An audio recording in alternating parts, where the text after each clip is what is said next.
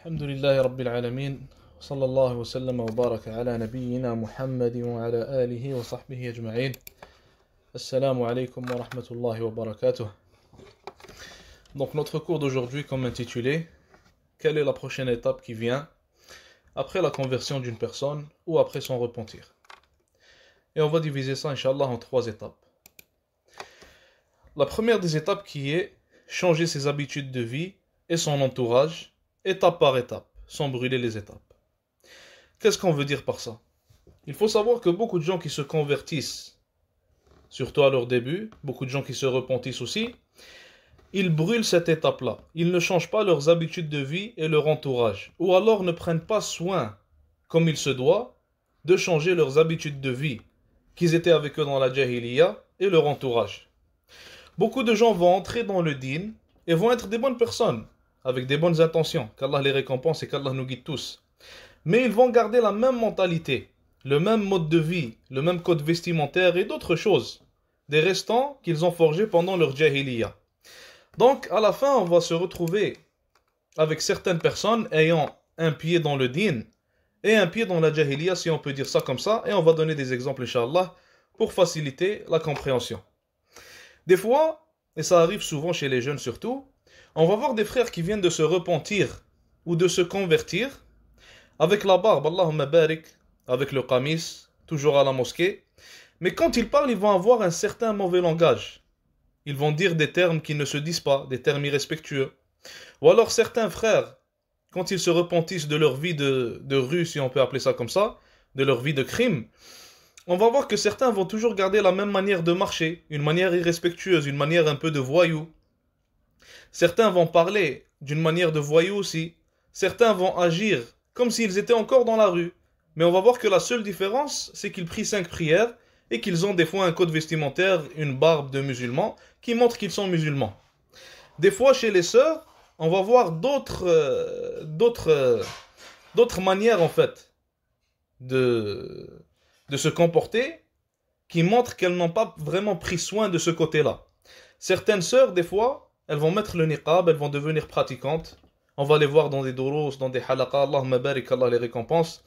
Mais des fois, elles vont garder certaines mauvaises habitudes, comme par exemple de toujours être dehors, ce qui ne devrait pas être fait par une femme musulmane. Comme par exemple toujours être avec ses amis, toujours être assise dans des cafés où il y a des hommes. Quand je dis avec ses amis, on parle de dehors bien sûr. Sinon, certaines sœurs, qu'Allah nous guide tous, elles vont poster des photos d'elles en niqab, sur Instagram par exemple. Et elles vont attirer avec cela des hommes. Qu'elles fassent ça par exprès ou non, ça attire quand même beaucoup d'hommes. Donc, on va voir que chez les frères et chez les sœurs, il y a ce problème en fait de ne pas prendre assez soin, de changer ces habitudes-là et de les effacer, d'effacer son ancienne vie. Et en fait, on va voir que certaines personnes vont essayer de faire en sorte d'appliquer ces mauvaises habitudes-là dans le dîn et d'en faire un peu comme s'ils trouvaient en fait un badil, une alternative halal pour remplacer ce qu'ils faisaient dans leur vie précédente. Il faut savoir que le musulman, première des choses, il doit à tout prix se dissocier de toutes les pratiques de l'ignorance. Toutes les pratiques mauvaises ou les habitudes qu'avait le musulman avant de rentrer dans le dîn, avant de se repentir, avant de se convertir, il doit s'en dissocier au complet. Si on lit par exemple dans la vie des compagnons radiyallahu anhum, que ce soit les compagnons connus, comme Abu Bakr, Omar, Uthman, Ali, que ce soit les autres compagnons qui sont moins connus, ils vont tous avoir un point en commun. Les compagnons, à chaque fois qu'ils rentraient en islam, ils délaissaient toute leur vie précédente et ils changeaient tout de A à Z. Ils n'avaient plus aucun lien avec leur vie de la jahiliya. Aucun lien, zéro. Le Nabi alayhi salatu salam, quand l'un des sahabis une fois, il avait insulté un autre sahabi et il lui avait dit ô fils de la noire. Il avait insulté sa mère. L'autre sahabi, il est allé voir le Nabi sallallahu alayhi wa sallam. Il lui a dit un tel, il m'a dit ma mère elle est noire. Le Nabi sallallahu alayhi wa sallam, il s'est fâché. Il est allé le voir. Il lui a dit que tu as une partie de jahiliya en toi. Tu as une partie d'ignorance en toi. Tu as gardé des mauvaises habitudes que tu avais avant l'islam et tu les as encore en toi. Donc le Nabi alayhi salatu salam, s'il vient dire ça à un sahabi, ça nous prouve clairement que le musulman ne doit pas garder ses mauvaises habitudes en lui. Toutes les mauvaises habitudes que tu as avec toi de ton passé, de ta vie avant l'islam, de ta vie avant le repentir, tu dois les effacer, tu dois les délaisser, elles ne doivent plus exister. La première étape, le premier pas à faire pour un nouveau musulman ou pour un nouveau repenti, c'est de prendre soin de ce côté-là. Le côté de changer ses habitudes complètement et changer son entourage complètement. Et il faut savoir que, en changeant ses habitudes et en adoptant les habitudes islamiques pures, tirées du Coran et de la Sunna, tu es en train de bâtir une identité islamique. Et l'identité islamique, le fait de la délaisser est très dangereux. Pour la Ummah, tout comme pour les individus. Et cela pour des raisons diverses. La première des raisons, c'est qu'une communauté, une Ummah sans identité, verra ses petits-enfants se faire influencer et prendre par les autres communautés. Si on regarde maintenant notre exemple à nous au Canada, ou dans l'Occident en général, les enfants qui grandissent au Canada ou en Occident, ces enfants à qui on n'apprend pas l'islam, ils sont à l'école 8 heures par jour tous les jours, ils grandissent avec les occidentaux, on va voir que la plupart d'entre eux adoptent la mentalité occidentale. Ils adoptent le mode de vie occidental, ils vivent de la même manière. Ils adoptent le code vestimentaire occidental. Quand tu les vois dehors, tu ne sais pas si lui il est musulman ou non. Tu ne peux pas différencier entre le musulman et le non-musulman. Ils s'habillent de la même manière. Ils parlent de la même manière. Ils font les mêmes gestes. La même chose, on dirait la même personne. Et beaucoup de fois aussi, qu'Allah nous préserve et préserve tous les musulmans, on va voir que certains d'entre eux vont même adopter la religion occidentale, qui est l'athéisme de nos jours. Certains d'entre eux vont même tomber dans ce piège. Et tout ça est dû à la non-existence d'une identité islamique, comme le Cheikh Ahmed Moussa Djibril l'expliquait si bien. Si on compare par exemple, ce que je suis en train de vous dire, si on compare notre exemple à nous les musulmans, avec l'exemple des juifs orthodoxes, par exemple, ici à Montréal, on va en voir souvent à Outremont, Westmount. Si on compare notre exemple avec le leur, on va voir que leurs enfants n'adoptent jamais les valeurs occidentales. Leurs enfants restent toujours sur les valeurs juives, orthodoxes. Ils ne changent pas. Que ce soit en ce qui est pour le code vestimentaire, que ce soit leur manière de parler, que ce soit leur manière de se comporter, que ce soit leur religion, elle ne change jamais. Et c'est dû à des raisons. C'est pas comme ça, c'est pas juste comme ça que ça s'est arrivé. C'est arrivé dû à des raisons. On va voir, première des choses, qu'ils sont renfermés sur eux-mêmes, ils sont toujours dans leur quartier et ne sortent pas de leur quartier. Deuxième des choses, ils ne laissent pas leurs enfants fréquenter des gens qui ne sont pas musulmans. Troisième des choses, ils inculquent à leurs enfants un code vestimentaire dès leur jeune âge. Le juif orthodoxe, quand tu marches dans la rue, tu le reconnais directement. Contrairement au musulman, qui n'est pas pratiquant, qui est influencé par l'Occident. Donc, où est-ce que je veux en venir avec tout ça?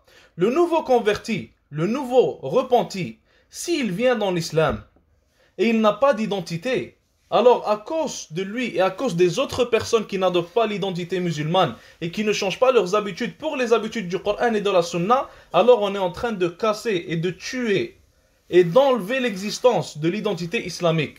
Ce qui se traduit en d'autres mots, si on peut dire ça comme ça, on est en train de faire en sorte que les générations à venir quittent l'islam.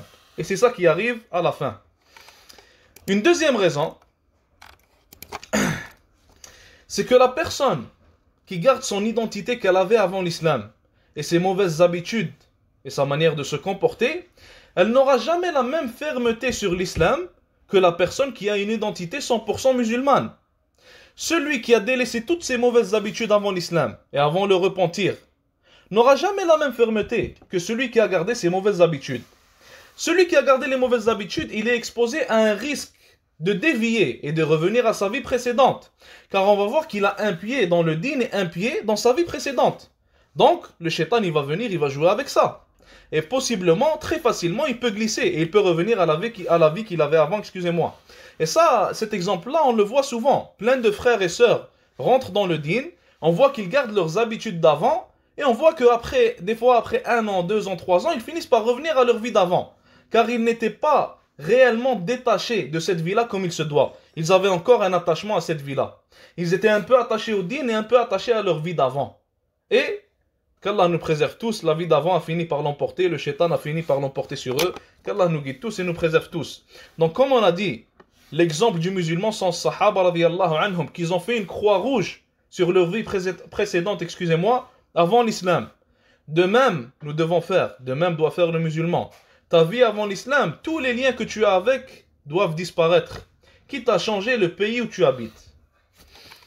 Une autre raison, c'est que faire apparaître une identité musulmane, ou son identité musulmane, l'identité du Coran et de la Sunna, ça aide à unir la Ummah. Et on va se donner un exemple à propos de Ramadan qui vient de finir. Pendant le mois de Ramadan, quand tu sors dans la rue pour aller à la mosquée, pour prier Tarawih, tu es en train de marcher vers la mosquée et tu vois des gens, des dizaines de gens en qamis. Tu vois plein de sœurs en voile légiférée. Tu vois plein de gens qui ont l'identité musulmane apparente. Tu sais que c'est des musulmans. Et quand tu les vois, tu sens une sorte d'appartenance. Tu sens un sentiment d'appartenance. Et tu sens aussi un sentiment d'unité. Tu sens un sentiment de rapprochement. Comme le Nabi alayhi salatu salam, il a dit, le musulman et pour les musulmans sont comme un bâtiment, une construction, une bâtisse. Ils se tiennent les uns les autres, comme il a dit sallallahu alayhi wa sallam. Donc tu as ce sentiment-là. De même, quand la guerre de Gaza a commencé, qu'Allah donne victoire aux musulmans, quand elle a commencé et depuis qu'elle a commencé, ça a fortifié l'unité des musulmans. Car ils ont exprimé leur identité musulmane à haute voix et se sont tenus les mains pour défendre leurs frères et leurs sœurs en tant que musulmans. Mais on va donner un contre-exemple maintenant. Si on va par exemple à un endroit où il y a des musulmans, mais qui n'adoptent pas par exemple le code vestimentaire musulman, ou qui ne te saluent pas d'une manière islamique, qui te disent pas salam alaikum, ils te disent bonjour, qu'ils agissent comme les occidentaux, qui sont en fait comme des occidentaux. Si tu les regardes, tu regardes leur apparent, tu ne vois aucune différence entre eux et les occidentaux. Avec ce genre de personnes-là, tu ne sens aucune union. Tu ne sens aucune appartenance. Tu ne sens pas qu'ils sont musulmans comme toi. Tu sens que vous êtes simplement deux occidentaux vivant dans l'Occident. Vous vivez de la même manière et vous agissez de la même manière que les occidentaux. Rien ne vous sépare d'eux, rien ne vous différencie d'eux. Donc, comme on a dit, faire apparaître l'identité musulmane aide à unir la Ummah. L'unir comme elle était avant, de nouveau, Inch'Allah.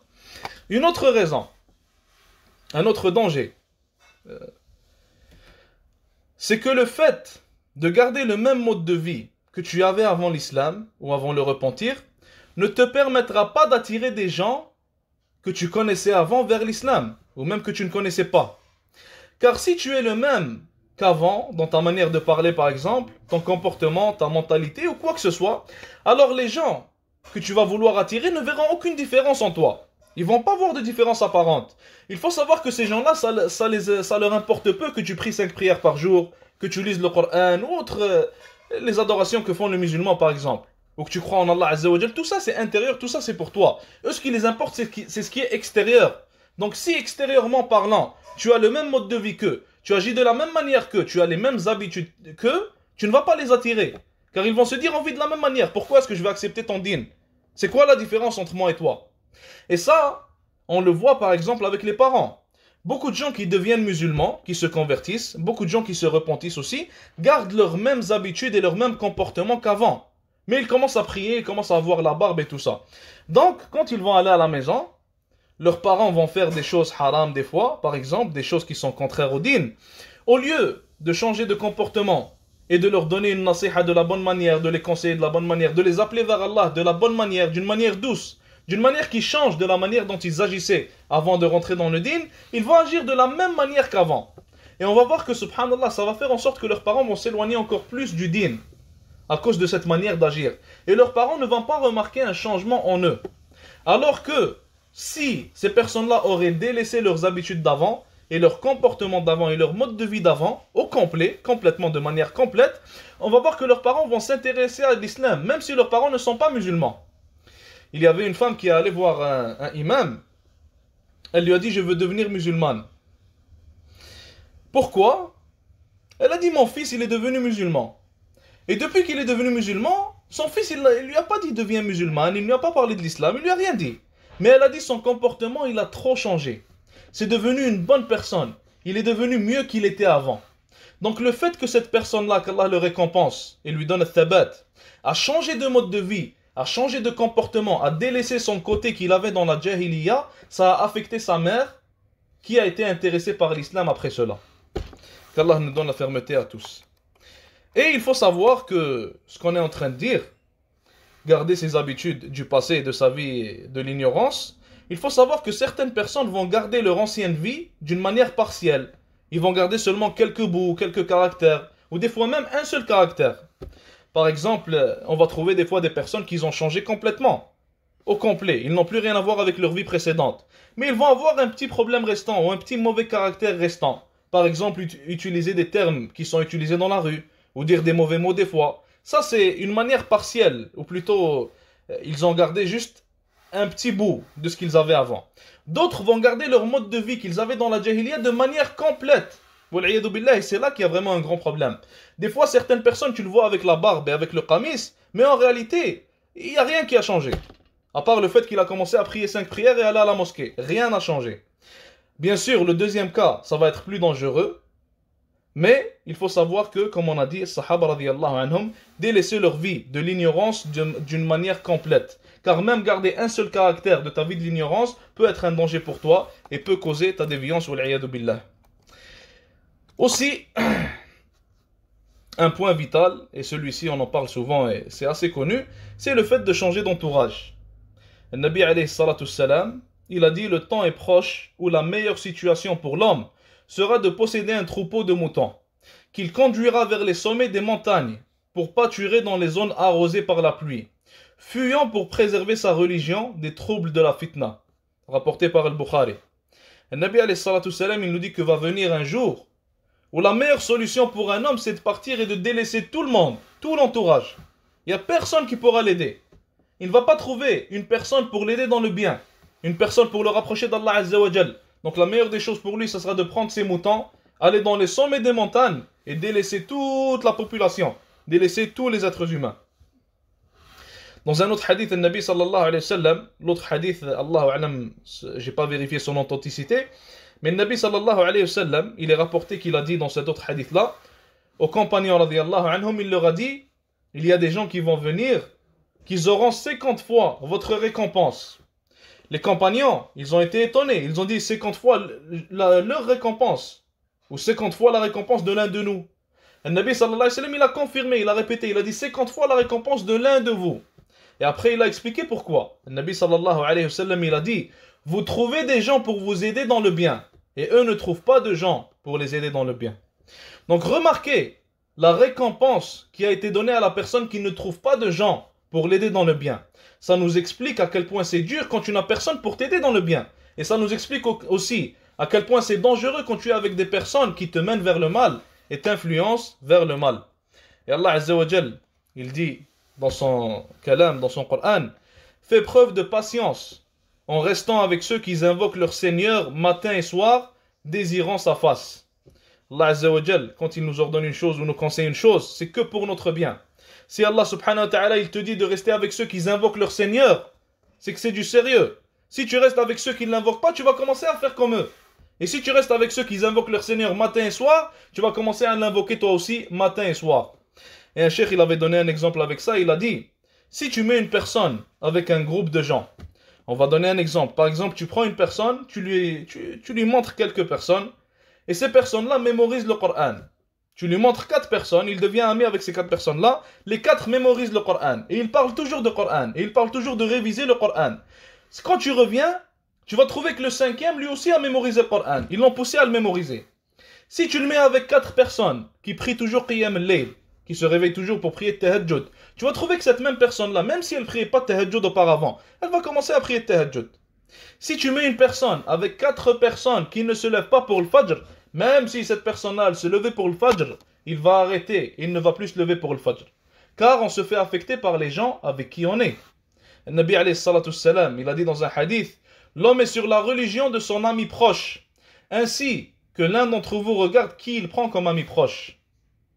Donc, l'ami proche affecte énormément. Donc, que dire d'une personne qui vient de se convertir ou qui vient de se repentir, qui n'a pas encore de fondation et de base solide? Que dire de cette personne-là? Que dire d'elle? À quel point elle peut se faire affecter négativement par ses amis proches? Donc, la première étape pour la personne qui se convertit, comme on a dit, ou qui se repentit, premièrement, changer ses mauvaises habitudes et les délaisser. Couper tout lien avec la vie qu'elle avait auparavant. Deuxième des choses, changer son entourage et le délaisser pour un meilleur entourage, pour un bon entourage.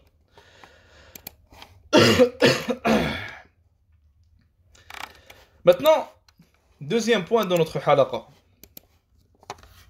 Après avoir changé ses mauvaises habitudes, après avoir changé son mauvais entourage, la deuxième des choses, c'est de bâtir une base solide ou une fondation solide composée de connaissances, de ilm et d'adoration, de ibadah. Avant de commencer ce deuxième sujet, est-ce que l'un de vous a un commentaire? Est-ce qu'une personne a une question? Un sujet que vous voulez qu'on aborde, un sujet relié à ça? Sinon, on commence, Inch'Allah, le deuxième.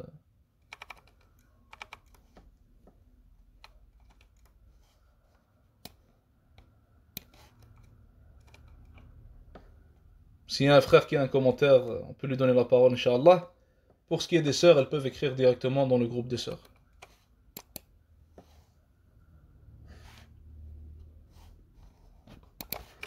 Personne, on continue, Inch'Allah. Donc, on a dit première étape. Première des choses, change tes mauvaises habitudes. Coupe tout lien que tu avais avec ton ancienne vie ou que tu as avec ton ancienne vie. Deuxième des choses, coupe tout lien avec le mauvais entourage que tu avais. Si les personnes mauvaises sont de ta famille, on fait comment? Ça, il faut savoir, subhanallah, il y avait un chef qui nous avait dit qu'une personne avec un fort caractère, une personne qui a un certain caractère qui influence les autres, ne va jamais être changée. Cette personne-là, quand tu la mets avec un certain type de gens, c'est elle qui pourra les changer. Donc, je vais ajouter un ajout à ce que le cheikh il a dit.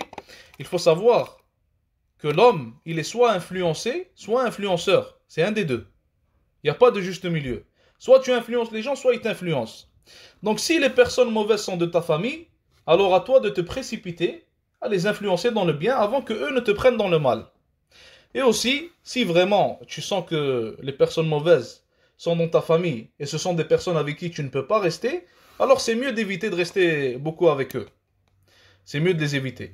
Ne pas rester longtemps avec eux, ne pas trop discuter avec eux. Si tu sens qu'ils t'influencent dans le mal par exemple, et qu'ils t'amènent vers le mal, et que tu ne peux rien y faire, tu essaies de les appeler par exemple vers le bien, et ça ne marche pas, ils ne veulent pas répondre à tes appels, alors rendu là, tu essaies de limiter le temps que tu passes avec eux, Inch'Allah. Donc, deuxième étape, on a dit bâtir une base solide pour soi-même, composée de connaissances et d'adoration. Il faut savoir que cette deuxième étape, beaucoup de gens n'y arrivent jamais. Après le repentir, après la conversion, beaucoup de gens n'arrivent jamais à cette deuxième étape. Beaucoup de gens vont stagner à la première. Et ça, c'est une catastrophe, wallahi. C'est vraiment une catastrophe. Parce que, subhanallah, plus tu as une base solide, plus tu bâtis une fondation solide, moins tu as de chances de dévier. Celui qui n'a pas de fondation, qui ne bâtit pas de fondation, et qui se garde à seulement prier 5 prières par jour, et avoir un dîn, si on peut appeler ça comme ça, basique, rien de spécial, alors il risque de dévier. Et il peut dévier très facilement. Si on voit par exemple l'arbre qui est vieux, qui a des racines dures, qui sont bien collées au sol, lui, même si le vent vient, la tempête, le tsunami, il ne bouge pas, il reste à sa place. Un autre arbre qui vient de commencer à pousser, qui vient de sortir de la terre, ses racines ne sont pas très dures, n'importe quel petit vent le prend. Donc à nous, en tant que musulmans, de bâtir une base solide, une fondation solide. Et cette fondation doit être basée sur l'adoration et la connaissance. Pour ce qui est de l'adoration, le Nabi sallallahu alayhi wa sallam, il dit dans le hadith, une adoration en période de trouble et de désordre est comme une hijra vers moi, rapporté par Muslim dans son sahih. Dans ce hadith-là, il y a un sens apparent et il y a un sens caché. Pour ce qui est du sens apparent, le Nabi sallallahu alayhi wa sallam, il dit que l'adoration dans un temps de fitna, c'est comme une hijra vers lui. Ça veut dire celui qui adore Allah Azza wa Jal dans un temps de fitna, il a la même récompense que celui qui fait une hijra vers le Nabi alayhi salatu salam ou qui aurait fait une hijra plutôt dans la vie du prophète alayhi salatu salam. Pour ce qui est du sens qui n'est pas apparent, le sens caché, est-ce que l'un de vous peut me le dire? Qui veut essayer, Inch'Allah?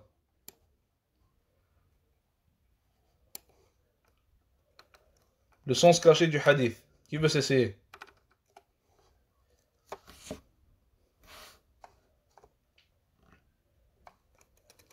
Personne? Donc, le sens caché du hadith, les musulmans qu'ils étaient vivants dans le temps de Nabi alayhi salatu salam. Quand ils étaient à Mecca, ils se faisaient opprimer.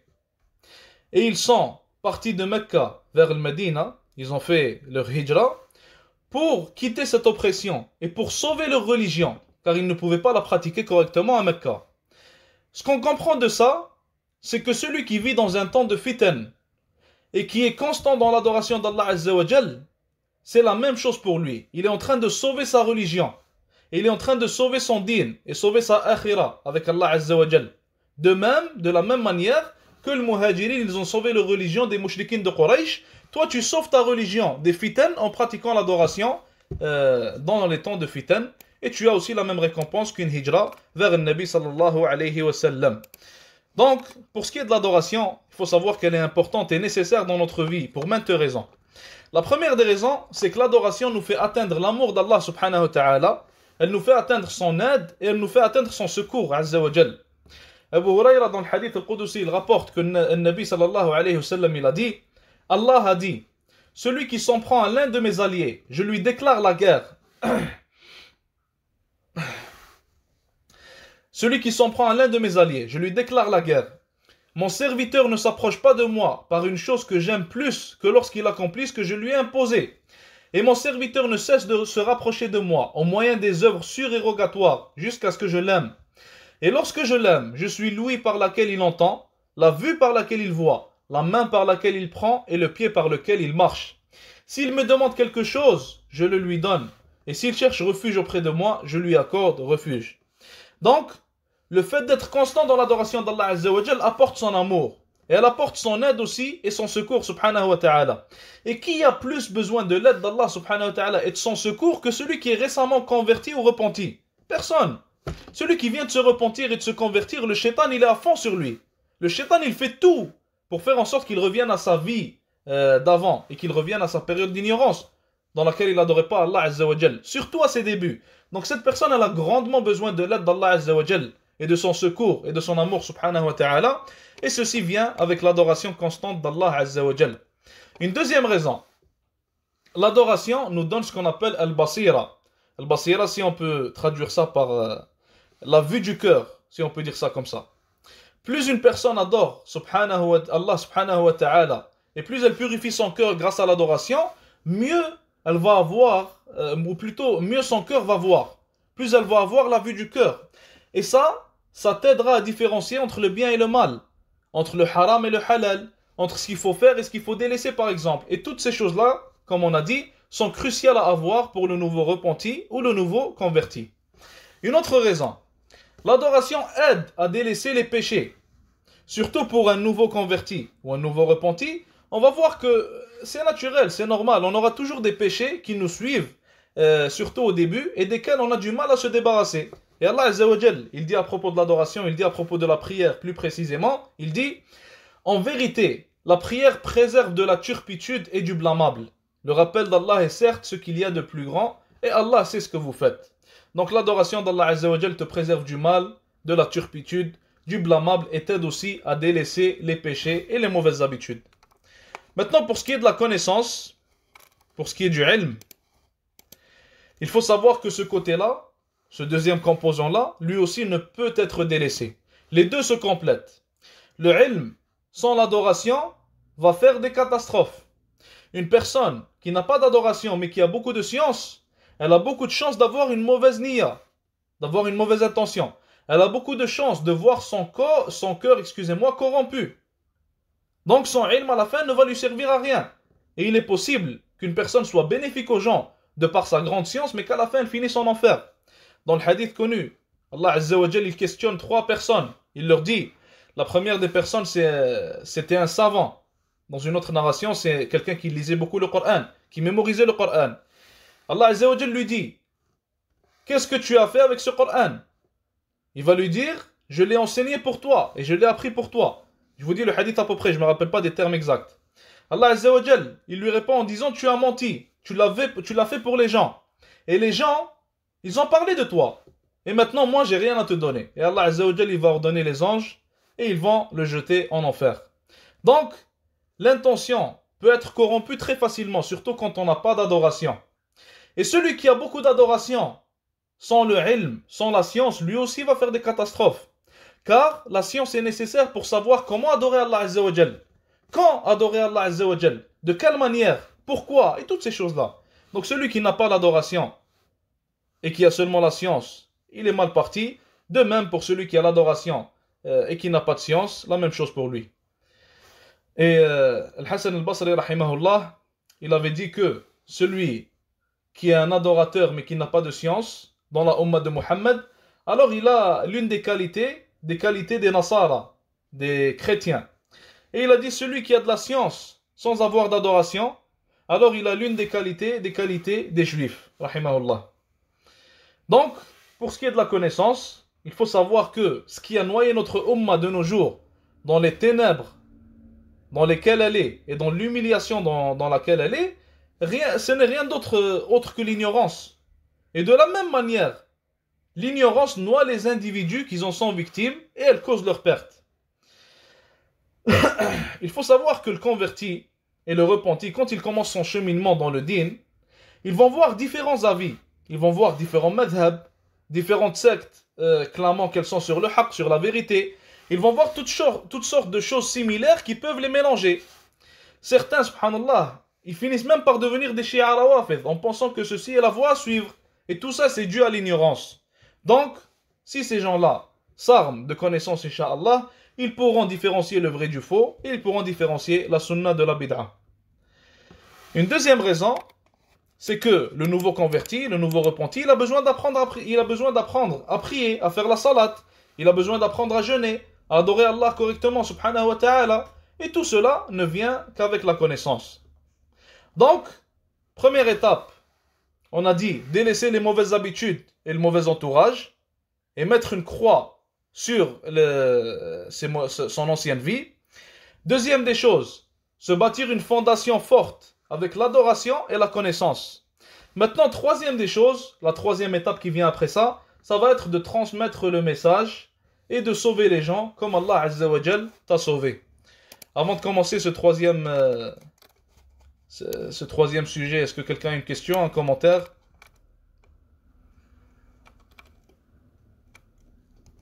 Est-ce qu'on commence? Quelqu'un veut dire quelque chose?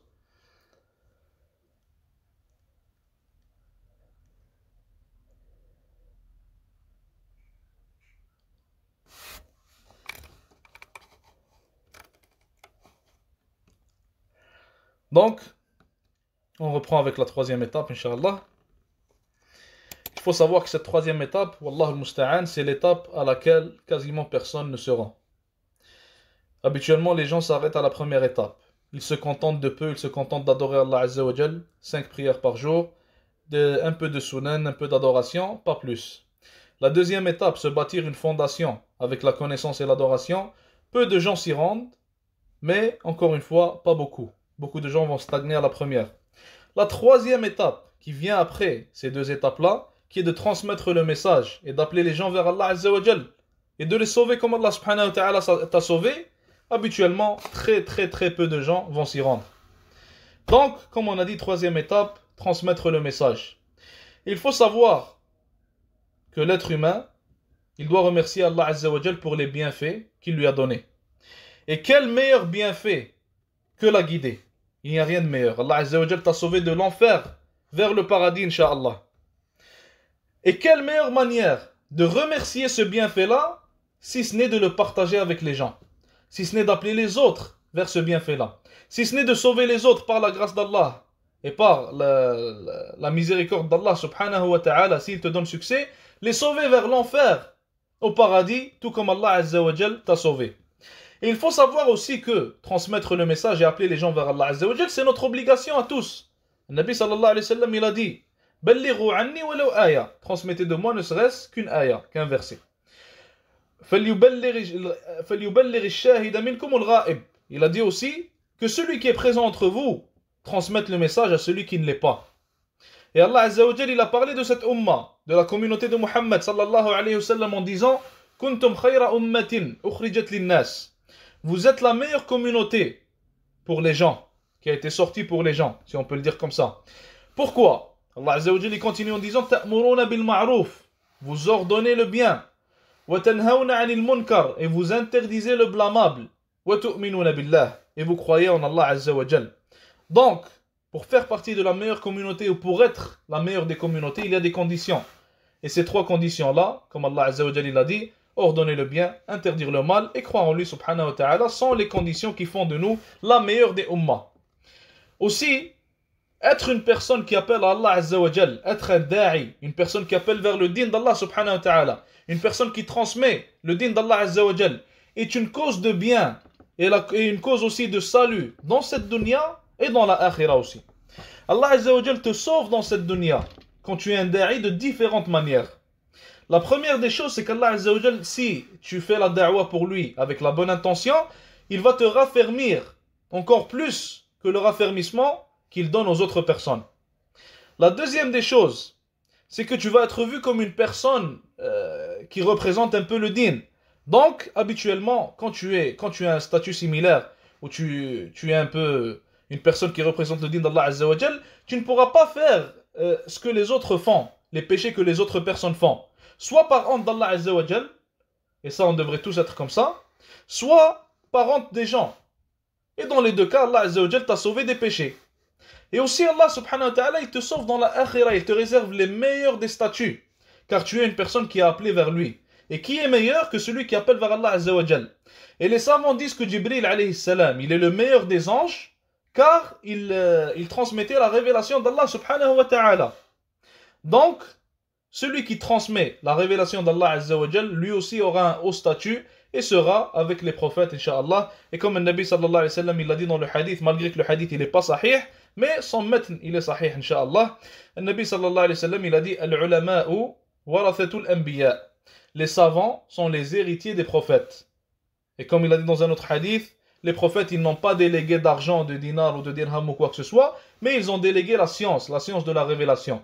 Donc, n'importe qui est relié à cette science, qui la transmet, aura les meilleurs des statuts dans la akhira, Inch'Allah. Il y a aussi un autre point duquel on doit parler.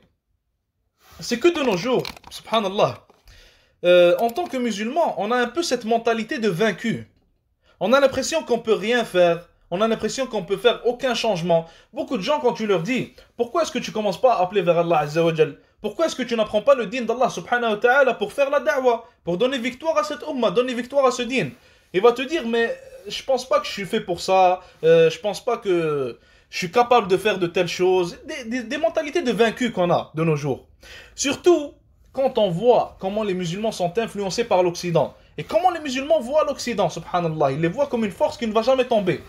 Ils les voient comme des gens qui, subhanallah, des fois, il y a certaines personnes qui croient que Ar-Raqib, le nom Ar-Raqib, le nom d'Allah Azza wa Jal, celui qui voit tout, ils appliquent ce nom-là à l'Occident. Ils croient à l'Occident, c'est eux qui voient tout, c'est eux qui contrôlent tout, wal-'iyadhu billah. Le musulman, il doit avoir une mentalité de vainqueur. Le musulman, il doit viser haut. Normalement, le musulman, il vise plus haut que le ciel, plus haut que les montagnes. Le musulman, il devrait se dire, moi, je vais commencer à apprendre le din. Et par la grâce d'Allah, Allah Azza wa Jal va me donner le succès pour devenir, Inch'Allah, un savant. Et Allah subhanahu wa ta'ala va me donner le succès pour transmettre ce din. Et beaucoup de gens vont rentrer en islam grâce à moi, Inch'Allah. Donc, il faut qu'on ait ce genre de pensée. Ces pensées de vainqueur, ce genre de mentalité de vainqueur. Si on n'a pas ça, on va rien faire. Celui qui a ces genres de pensées négatives, qui se dit, moi je peux rien faire, moi je ne vais rien faire, moi je suis capable de rien faire, lui, il est possible que s'il aurait essayé, il aurait eu un grand impact sur les gens. Et il aurait donné une victoire au din, comme l'ont donné les salafs, radiyallahu anhum. Mais dû au fait qu'il n'a pas essayé, alors on ne pourra jamais le savoir. Et il s'est limité, il a tué en fait, il a tué toutes ses capacités juste avec ses idées négatives. Et le shaitan, c'est ça qu'il aime. Si on regarde par exemple certains exemples de da'i contemporains qui sont vivants, et qui font beaucoup d'efforts, Allahumma barik, et Allah Azza wa Jal les a utilisés pour beaucoup de bien. Si on regarde par exemple Uthman ibn Farouq, hafidhahullah, qu'Allah le récompense. Uthman ibn Farouq, quand il racontait son parcours, c'était une personne qui était dans les crimes, il était dans les cartels, il était dans les gangs. Il n'avait rien à voir avec le din. Et j'ai vu l'une de ses photos avant, excusez-moi, si tu regardes la photo de Uthman ibn Farouq avant, tu te dis que cette personne elle n'a rien à voir avec le din. Et tu pourrais même te dire cette personne elle ne pourra rien faire de bien pour le din, wal-'iyadhu billah. Malgré que le musulman ne doit pas penser comme ça. Mais Remarquez, subhanallah, Allah Azza wa Jal l'a guidé. Il a commencé à apprendre le din. Après, il a commencé à transmettre le din. Et regardez maintenant, il est rendu où? Des milliers de personnes sont rentrées en islam grâce à ses efforts, hafidahullah. Si on regarde de l'autre côté, un cheikh converti, Abdurrahman McCarthy, de même pour lui, beaucoup de gens sont rentrés en islam grâce à ses efforts. Beaucoup de gens ont suivi la sunna grâce à ses efforts. Quand il a allé étudier à Medina, il est revenu, il a commencé à transmettre ce qu'il a étudié. Hafidahullah. Donc, il ne faut jamais se limiter, il ne faut jamais que tu te dises je ne peux pas le faire. Il y a des personnes qui étaient pires que toi et qui sont pires que toi. Et Allah Azza wa Jal les a guidés et regarde ce qu'ils ont fait. Hafidahumullah. Qu'Allah nous donne le succès pour comprendre et avoir une mentalité de vainqueur et qu'Allah Azza wa Jal efface ces mentalités de vaincus quand les musulmans, Inch'Allah. Est-ce que quelqu'un a une question ou est-ce qu'on arrête là, Inch'Allah?